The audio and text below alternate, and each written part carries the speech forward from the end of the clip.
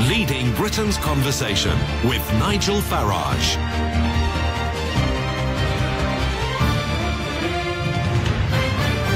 Theresa May is in Japan today. She's with Prime Minister Abe, and of course, what is absolutely dominating their conversations isn't the prospects of a trade deal between Britain and China once we've left the EU, welcome though that may be. No, it's that missile, isn't it? Launched by North Korea, leading to those, for the first time since 1945, air raid sirens sounding on the island of Hokkaido and many parts of northern Japan. Now, what Mrs May is saying is that China offers us the best hope of pulling North Korea back from the brink of a nuclear confrontation. She also, I thought fascinatingly, did not rule out the United Kingdom using our own cyber offensive capabilities. Meanwhile, across the pond, President Trump, who has spoken very strongly about North Korea in the last few days, he has said that talking is not the answer. That kind of begins to make me think that we might be getting a bit closer to military action of some kind than I'd even dared to think. And Trump watcher Simon Marks, LBC's US correspondent, is on the line. Simon, good afternoon. Hello, Nigel. So what is the mood? I mean, has Trump completely run out of any patience with Kim? Well, he certainly seems to continue to be hinting that is the situation. This was a curious intervention. It came, 3 hours ago in a series of messages on Twitter that President Trump was writing about a whole series of different issues. But one of them was North Korea, and he wrote, "The US has been talking to North Korea and paying them extortion money for 25 years. Talking is not the answer." He is, of course, the President of the United States, who a few days ago was threatening fire and fury like the world has never seen before against Kim Jong-un if the North Koreans went ahead with their threat to launch a missile aimed at the American Pacific island of Guam. Now, when the North Koreans didn't do that, there was a brief moment when Donald Trump seemed to step back from the rhetorical brink. He actually put a message out on Twitter commending Kim Jong-un for having made what he called the very wise decision not to follow through on that threat. But then came the missile that flew over Japanese territory, resulted in the Japanese Prime Minister Shinzo Abe and his government urging people in Japan to take cover. They were so concerned about this missile launch, and the president now says talking is not the answer. The problem with that is that it puts him at odds with some of his senior cabinet officials. Yeah. His own Secretary of State, Rex Tillerson, who has, as recently as last week, laid out once again the preconditions for talks between the United States and Pyongyang, and also the Defense Secretary, James Mattis, who, after this tweet was published by President Trump, told reporters that the United States will never run out of diplomatic solutions and diplomatic road for a possible resolution to the situation in North Korea. So there are real questions here today about what is now official US government policy towards the Korean Peninsula. Is it dialogue? Is it diplomacy, as Tillerson and Mattis seem to think? Or is the time for talking over and we should all be bracing ourselves for some kind of military solution, as the president seems to be hinting? Difficult to read, isn't it? And as you say, a very contradictory position between the Secretary of State and the President. Simon, thank you very much indeed. Now, I said that Mrs May, our Prime Minister, was in Japan today talking about China. Let's hear exactly what she had to say. I welcome the fact that the United Nations Security Council has been united in its condemnation of the actions of North Korea. These are illegal tests that they've carried out, and they should stop these. What I want to do is work with our international partners, and I will have, obviously, the opportunity here in Japan to talk to Prime Minister Abe about these tests that North Korea have been carrying out and how we can work together and with others internationally to put pressure on North Korea to stop. Yeah. And crucial along with that is, of course, the role of China. There are a number of issues that China can look at. Obviously, there's been some discussion of further sanctions in the international community. I think we should remember, as I'm here in Japan today, that this was a missile that went over Japanese land. So that would have been of real concern to the Japanese people. We need to work together internationally to stop North Korea from carrying out these illegal tests. So Theresa May there being very clear. We've got to work together internationally. She praised the United Nations for saying what they said, that it was completely unacceptable what the North Koreans had done, firing that missile over Japan. And Trump, once again, as you would expect, using very strong language and saying talking is not the answer. Well, perhaps let's try and get a bit more analysis on perhaps where we are with all of this. And I go now to Rockville in the United States to Harry Kazianis, North Korea expert and Director of Defence Studies at the Centre for the National Interest. Harry, good afternoon to you. Good afternoon. How are you? Well, puzzled, Harry. Very puzzled. I mean, I'm kind of not sure what the real position is of the US government towards North Korea, because it does seem to be slightly contradictory things being said between Rex Tillerson and Donald Trump. Well, don't be confused. Let me put it to you this way. If we're going to go chasing Donald Trump's tweets, looking at foreign policy and looking for policy positions, I guarantee you're going to get one big migraine headache. So I'm going to spare your listeners the trouble. Don't do that. Because we have to keep in mind, there's no way that President Trump can actually craft U.S. foreign policy and U.S. thinking on North Korea in 140 characters. It's impossible. So my suggestion to your listeners and everybody who's out there is look at what the United States does. Don't look at what Donald Trump says. Don't look at his Twitter account. You're going to go absolutely bonkers. What the United States is trying to do is actually quite simple. It's containment. That's really the only option here when it comes to North Korea. We're not going to go bombing Pyongyang. We're not going to try and cut off the snake, as some commenters like to say, or assassinate Kim. We're not going to try and take out North Korea's nuclear program, because if you miss just one or two bombs, they're going to lob those at Seoul, Tokyo, or Los Angeles. The options here is very clear. We have to contain what they're doing, and we have to try to stop them from getting those next generation of weapons. Okay. Your hydrogen bombs and longer range. Okay. Now the British Prime Minister, Theresa May, has been focusing today on the role of China. And can you perhaps explain to our listeners, Harry, is she right in saying that China is our best hope to de-escalate tensions with North Korea? And is it in China's interests to side with the international community against North Korea? Right. Well, the PM's spot on here. I mean, the challenge is China is our best hope, and it's our worst fear. Our best hope in the respect that if we ever hope to enforce these sanctions, which the last ones that came out last month take they're about $1 billion worth of North Korean exports. We have to remember, 90% of North Korea's exports go through China. So China is the one who can sort of shut off the financial taps and limit the ability to build up these nuclear programs, because it's those export dollars that power those nuclear and missile programs. So that's sort of the hope. The fear is, I have to be honest, I don't think China is really going to enforce them. We have to keep in mind, China has signed on to 8 total UN Security Council resolutions on sanctions towards North Korea. They've never, ever finalized or ever closed off their economy to North Korea in any way whatsoever. And I don't think that the North Koreans are all that concerned about it, because they're happy to fire a missile over Japan. That tells me they're not that scared of China. But isn't it, Harry, in China's interests to use the North Korean crisis to get themselves, a better standing with all the countries in the West to whom they already sell substantial amounts of manufactured goods? To a certain extent, yes, but I don't think the Chinese are all that fearful of a Western response, or Donald Trump sort of pushing back on them and on tariffs or some of the other things that have come about in the last couple days. Keep in mind too, the Chinese actually get some strategic benefits by having this crazy guy in North Korea, lobbing missiles, testing nuclear weapons. Keep in mind, as the media is so focused on North Korea, the Chinese get to push out in the South China Sea. They get to put pressure on Taiwan. They get to put pressure on Hong Kong. They get to put pressure in the East China Sea. And they slowly work their way into dominating Asia, which is their real goal that they basically have told us many times over. So the Chinese get some other benefits. We're not thinking of them the way the Chinese do. No, fine. So what you're really saying is that whilst Theresa May is right to say that China is our best hope of de-escalating these tensions, the reality is they'll talk well and do very little. Exactly. You got it.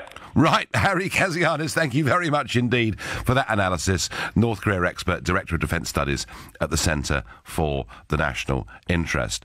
And I have to say that I think the chances of America launching military action are actually pretty small.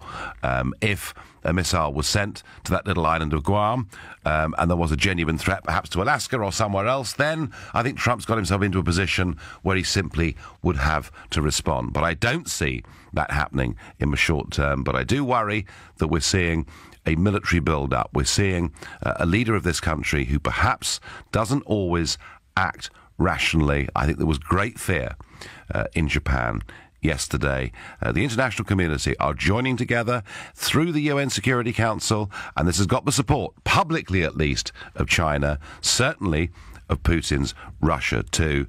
The question is, is Theresa May right? Does China offer us the best hope? Is China the only hope to de-escalate these tensions? And is it really in their interests to do it? I'd be fascinated to hear what you've got to think, or whether perhaps you have a different solution to how we deal with this problem of North Korea. I'm Nigel Farage, here on LBC, and it's 5:15. So in response to that missile fired by the North Koreans over the Japanese island of Hokkaido, Trump gets tougher still and says talking is not the answer. And Theresa May there today in Japan with their Prime Minister saying that China offers us the best hope of pulling North Korea back from the brink of nuclear confrontation. Do we think Theresa May is right to say what she said? Is she right to welcome the United Nations resolution which got China and Russia to agree? I think she must be right about that. What I find really interesting about foreign policy is that we have a foreign secretary. His name, if you haven't forgotten him, is Boris Johnson. And yet with all these great global events that are happening, we hardly ever hear from him. Now, it could be that Boris is on a beach somewhere having a well-earned rest, but it does surprise me that we genuinely don't hear more from Britain's foreign secretary on these affairs. Could be, I suppose, that maybe Britain is rather powerless in this situation. Perhaps even Donald Trump is slightly powerless in this situation because could he get support from the rest of his administration for some kind of military action if Guam or any US territory was threatened? So it is a worry. We do have this huge escalation with North Korea, and I'm asking you, what is to be done?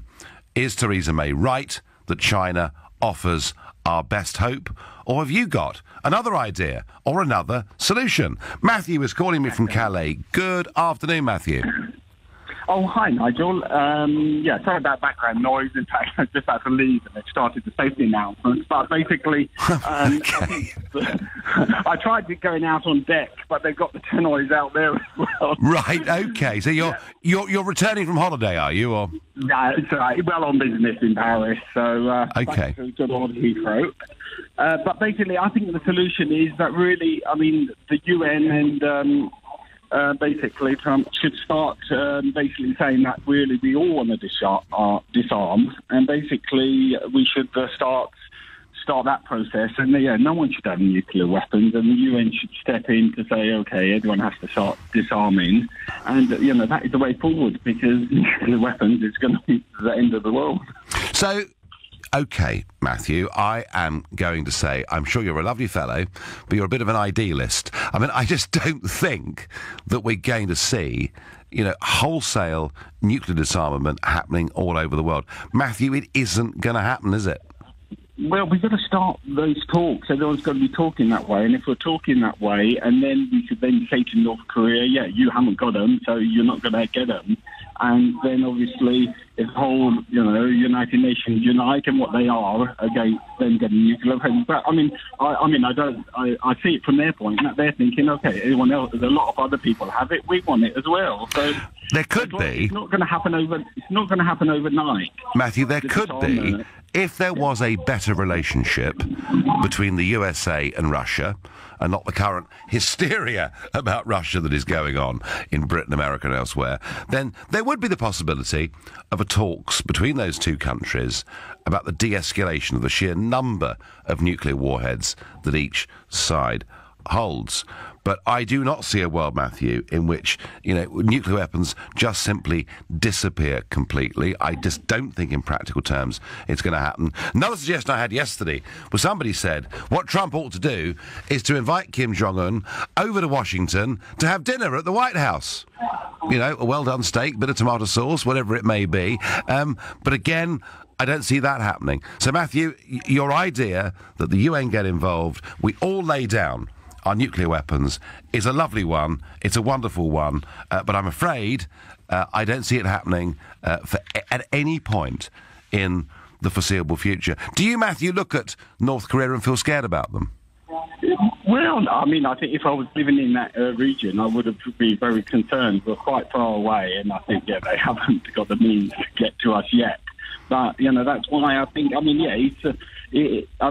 everyone disarming is not going to happen overnight. It's going to be taking decades for that to happen. But as you mentioned, to slowly start reducing. But if we start talking that way, and then we could convince other people not to try to get nuclear weapons, then ultimately, the day... OK, no, Matthew, it's, 10 out of 10 in terms of it being the right solution from me, but I'm afraid 0 out of 10 from me in terms of it actually happening. Have a great ferry crossing. Matthew, they're calling us on his way back from Paris in Calais. Tom from King's Lynn in Norfolk. Tom, what do you think should be done? What can be done, if anything? Well, I think what's going to end up happening is we are going to engineer some form of a change in the regime, but it's going to be something that China will be amenable to. China won't do it themselves. We'll have to do it for them.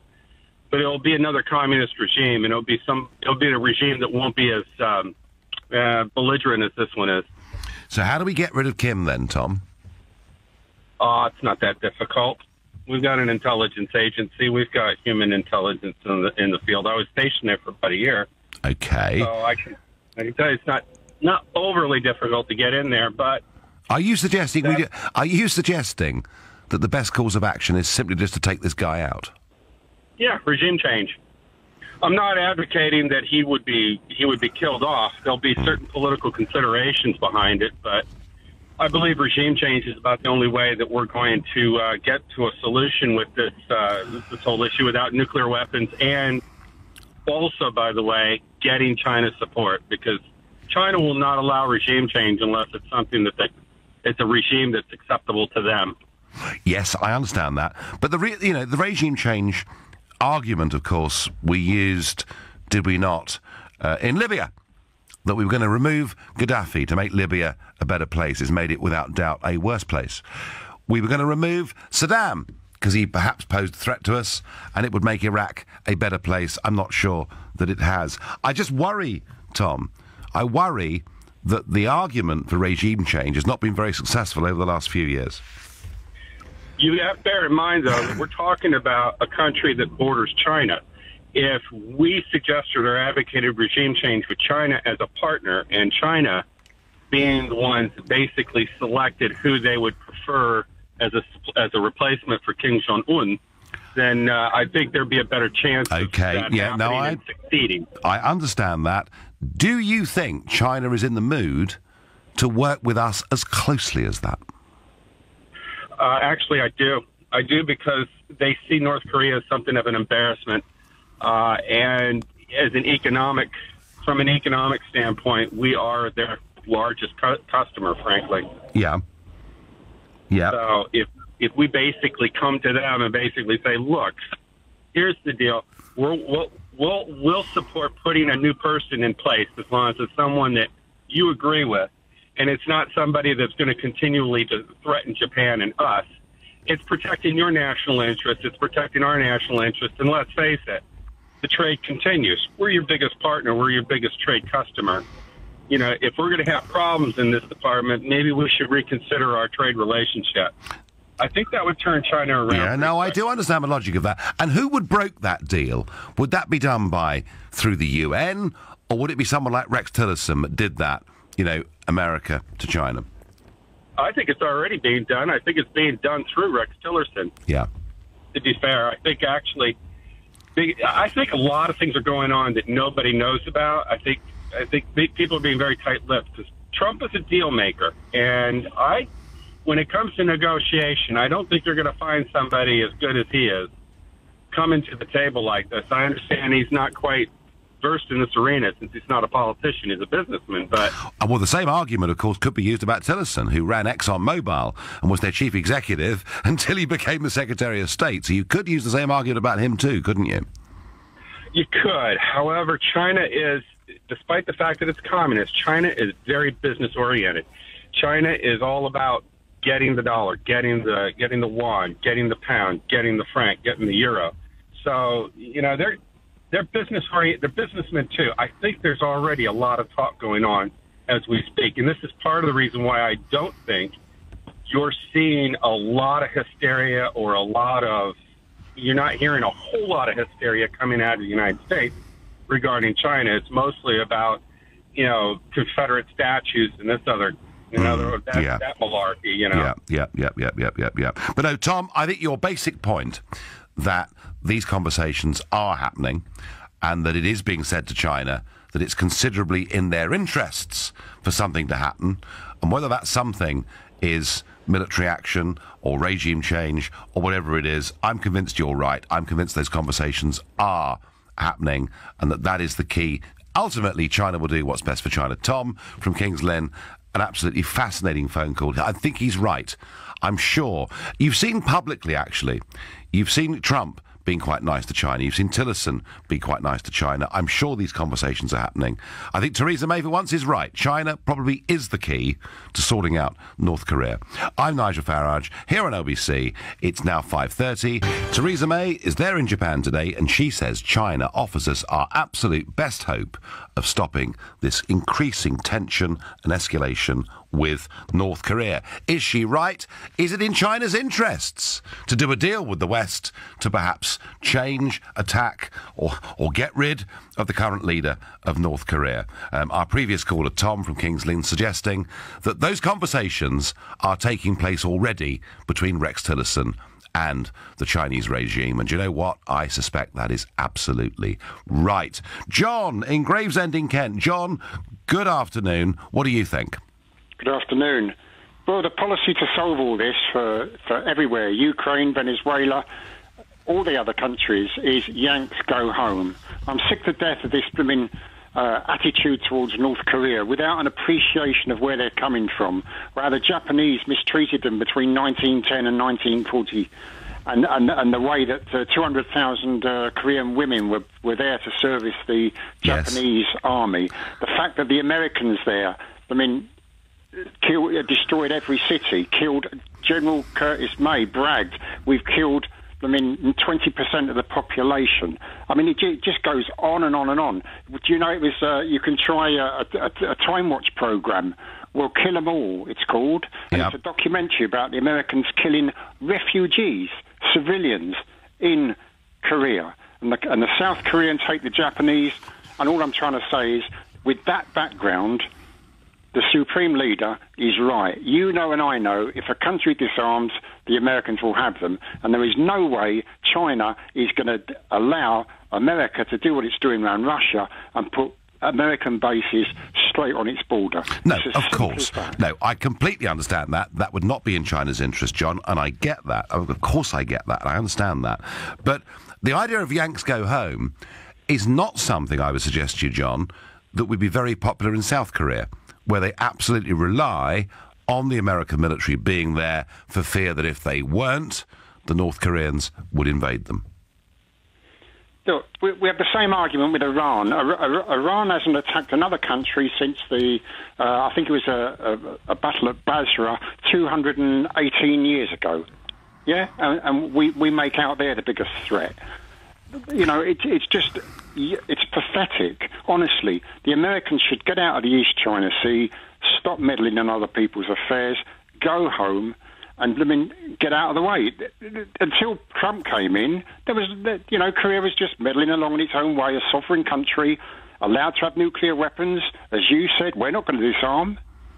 No, we're not, and that's never going to happen. But John, at the moment, the way the North Korean regime is behaving is pretty provocative stuff, isn't it? And the American regime. And as far as I'm concerned, the situation's like this. I know that they can destroy North Korea, but also I know a lot of Asia and possibly a bit of America can be put into a wheelchair. And finally this, you do not need a missile to go to America. Do you know how many sea containers arrive in America every year? 6 million sea containers arrive in the United States. Only 2% are actually checked by customs. Yeah. You can put a bomb in a container, put a stamp on it, send it to Chicago, and when it goes up, there won't be anybody there to identify who posted it. Don't give them ideas, John, for goodness sake. But I do understand what you mean. All right, John from Gravesend, he's very clear. It's Yanks go home. Americans have interfered far too much in global foreign policy since 1945. Well, I certainly, John, would not support everything America has done in terms of foreign policy, but I cannot see South Korea wanting American troops to leave. I simply can't. Jim in Billericay. How do we get the Chinese to help us, Jim? Hello, Nigel. I couldn't disagree with that man more. Right. It's all very well talking about the American imperialism all over the world, but when it suits us, we certainly want them to be the sheriff of the world because nobody else will step in. And if that's the case, what's Japan got to do with it?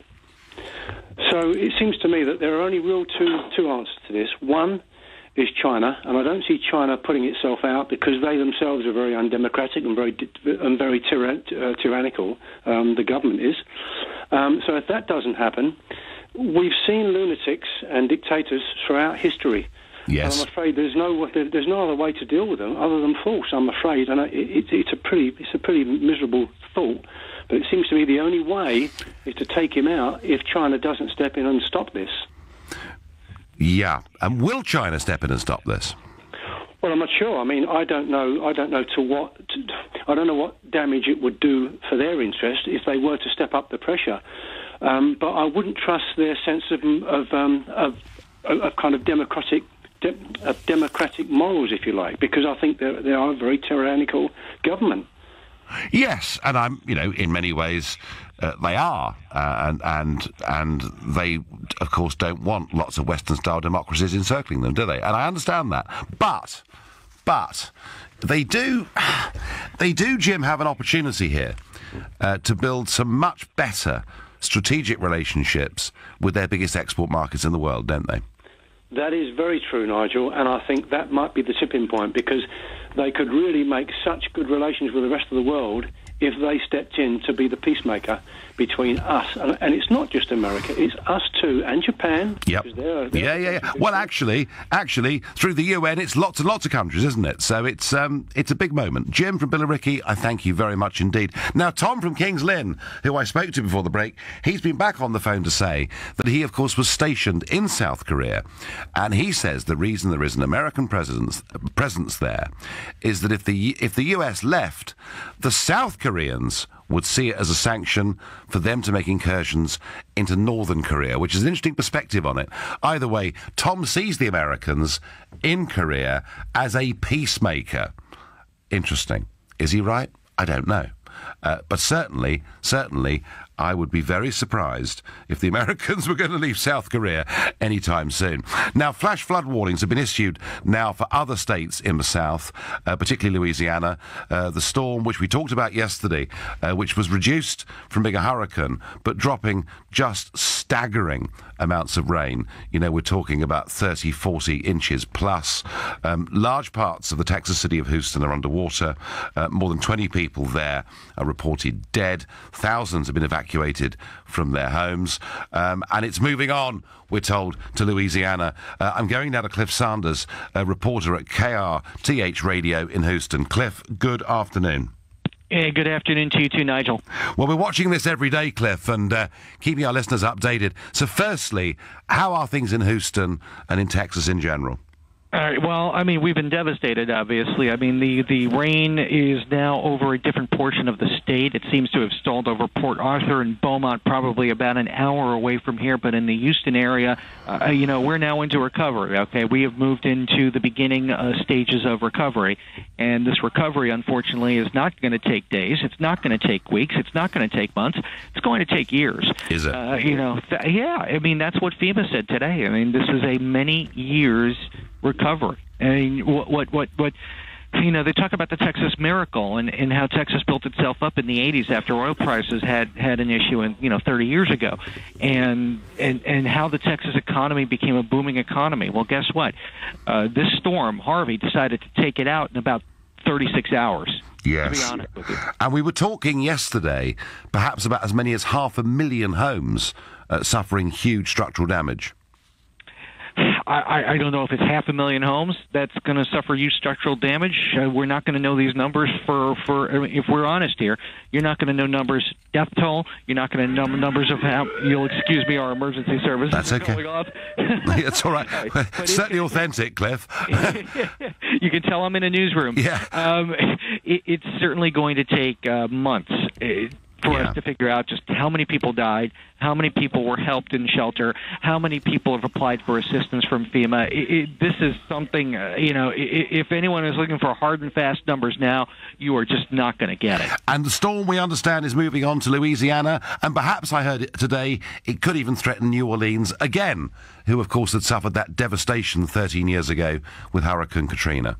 Yeah, and that is just a shame if it does get to New Orleans, because that city has done such a great job in rebuilding after Katrina hit it in 2005.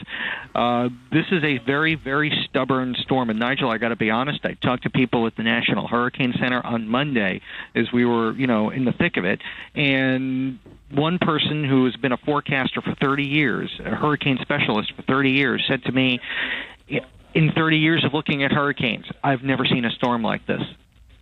To just hit and stop. Yeah. I mean, think about it, because usually when a hurricane hits, once they hit land, they tend to move up, and they tend to get out. But this thing just stayed. It just stopped and just kept on raining and raining and raining. And is there now a big debate, Cliff, there, about whether climate change is part of this or not? I don't want to look. I don't doubt the science by any stretch of the imagination. I'm trying to stay out of the political debate, to be honest with you, because we're still dealing with a situation here, Nigel. I mean, this is going to be something that we're dealing with for months and dealing with for years. So I'll leave the climate change debate as to whether or not it had anything to do with this storm to people who are far smarter than me. I've got a responsibility to the city that I live in, to the people that I talk to on a daily basis, to inform them and keep them as safe as I possibly can. Cliff, we thank you very much indeed, and please keep us updated as the week goes on. Thank you. That was Cliff Saunders, reporter there at KRTH Radio in Houston, Texas. Well, we've been talking about China. Theresa May saying that China offers us the best hope of neutralising somehow this threat from North Korea. I'm asking whether she's right, whether it's possible. I want your calls on 0345 6060 973. I'm Nigel Farage, in here for Ian Dale on Drive at LBC. The time is 5:45. There's a press conference going on. The governor of Texas in Austin is giving a briefing on the current situation regards Hurricane Harvey. We're going to go straight there now. Hit Aransas County, Port Aransas, Rockport area, and the desperate needs they have to get power restored, as well as to begin the rebuilding process. And then the president was here at this operations center and got to see what we do. His commitment was firm, strong, and unequivocal, that he was going to do everything he could to ensure that Texas will be restored as swiftly and as effectively as possible. As we all know, there's been rapidly changing conditions in the state of Texas, while at the same time we are beginning the rebuilding process around the coastal Bend region. And while we are dealing with what is now receding waters in Harris County and the ongoing evacuation as well as safety rescue process in Harris County, we're now also dealing with catastrophic conditions in southeast Texas. And those conditions are a threat to life and property. And that is required that we take measures to do all we can to help protect them. and I will cover part of that in various different categories as I go through this discussion. First, let me tell you that since I last announced the status of the National Guard in the state of Texas, I last announced that we had 12,000 National Guard members activated. That number has been increased to 14,000. The reason for that is because some members have come back from deployment overseas, others who were unable to participate because their own homes had been subject to flooding or damage. They are now able to help participate. Bottom line, we are... Well, that's Governor Abbott from Texas, and he's there in Austin giving a press conference, and he's pointing out that whilst the storm, big tropical storm Harvey, downgraded from a hurricane but dumping amounts of rain that we simply can't believe, he's warning that still in southeast Texas there is a catastrophic situation threatening life, and indeed as that tropical storm moves on to Louisiana and elsewhere. Parts of Texas are through the worst of it, but it's very interesting. Before the break, we were talking to a local journalist in Houston who reckoned it would take months, but perhaps even years, to clear up the mess that has been left by this storm. Now, we're talking about Donald Trump telling us that talking is not the answer and that all options are on the table with North Korea.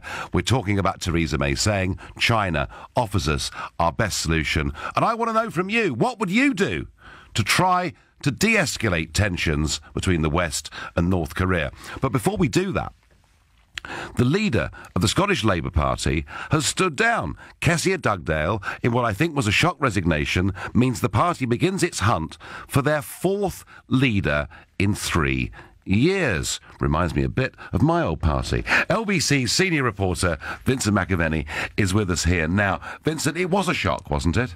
It was definitely a shock when that news broke last night, Nigel. Kezia Dugdale, as you're saying, is the third Scottish leader to have resigned since the 2014 independence referendum. Now, she says she's resigning with immediate effect, insisting her decision is best for her and the party, which she believes is in better shape than when she found it. Kezia has managed to turn around the fortunes of the Scottish Labour Party, winning 7 MP seats in this year's election, having been almost wiped out by the SNP in 2015. Speaking to Sky News a few years ago, this is how she explained her decision. I took the summer to reflect on the general election result. I've taken the view that the Scottish Labour Party has made a lot of progress under my leadership, but for it to take even greater progress, there needs to be somebody new at the helm. Past, you've said you were there for the long haul. That's no longer the case. You've quit just a few days before MSPs come back. They've been shocked. It's been a bit of a surprise for them. I wanted to give our new MPs a period of time to settle in. It wouldn't have been fair to quit in the immediate aftermath of the general election. Did you want to?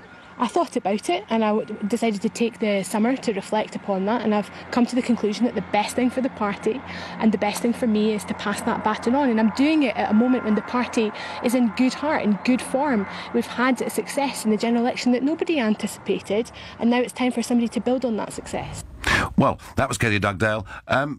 Yes, I mean, she's done well. It's been a good year after some catastrophic years. I mean, you know, I can see why the previous leaders of Scottish Labour resigned, because they were being literally bombed out, disappearing in elections, and she's had a bit of a bounce and she's going. Who next?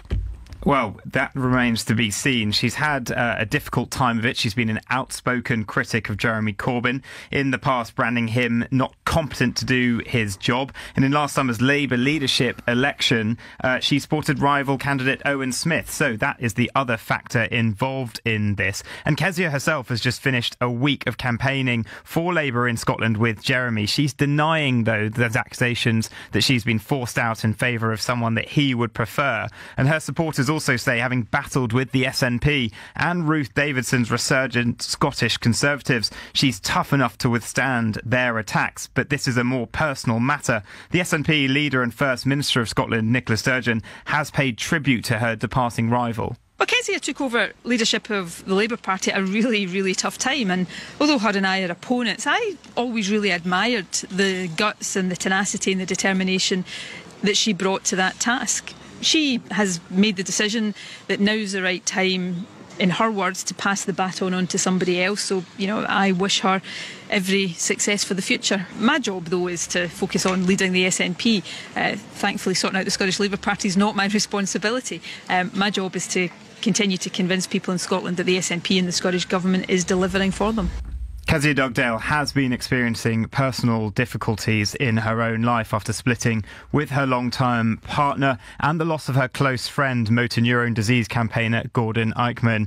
It seems this may well be a genuine case, Nigel, of a politician quitting politics for personal reasons, and unlike you, I don't think she'll be back at the helm. Thank you very much, Vincent. Well, all change once again in the Scottish Labour Party. The surprise resignation of Kezia Dugdale, who had done well as leader of the Scottish Labour Party. But one thing for certain, if you are going to resign as a party leader, do it at a good moment and not at a bad one. Vincent, thank you very much.